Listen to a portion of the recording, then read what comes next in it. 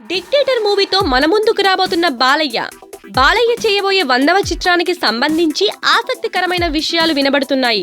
సింహ, legend వంటి block buster hit చిత్రాలను అందించిన బోయపాటి సీను బాలకృష్ణ 100వ చిత్రానికి దర్శకత్వం వహిస్తాడా లేదా అన్నది చర్చనీయాంశంగా మారింది. బోయపాటి సీను డైరెక్షన్ పై బాలకృష్ణకి ఎనలేని నమ్మకం అయినప్పటికీ ఈ వార్తలేంటి అని అందరిలోనూ ఆసక్తిని రేకెత్తిస్తున్నాయి.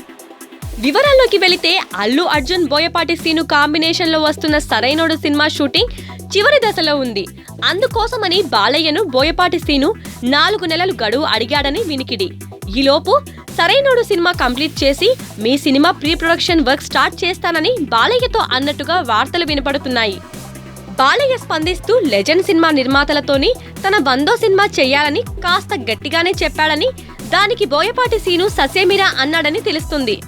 లెజెండ్ చిత్రం నిర్మాణ క్రమంలో నిర్మాతలతో ఒకరితో తనకు విభేదాలు వచ్చాయని, వారితో పనిచేయడం ఇబ్బందిగా ఉంటుందని వివరణ ఇచ్చినట్టు ఫిలిం నగర్లో వార్తలు వినిపిస్తున్నాయి.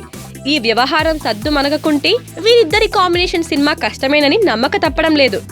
ఒకవేళ అన్ని కలిసొచ్చి షూటింగ్ మొదలైతే తన రికార్డులు తానే బ్రేక్ చేసే అలవాటున్న బాలకృష్ణ బోయపాటి కాంబినేషన్ లో మరో సెన్సేషన్ క్రియేట్ చేస్తారనడంలో సందేహమే లేదు.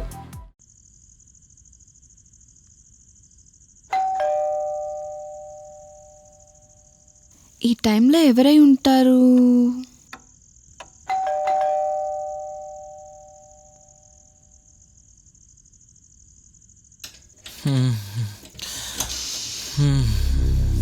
ఛీ!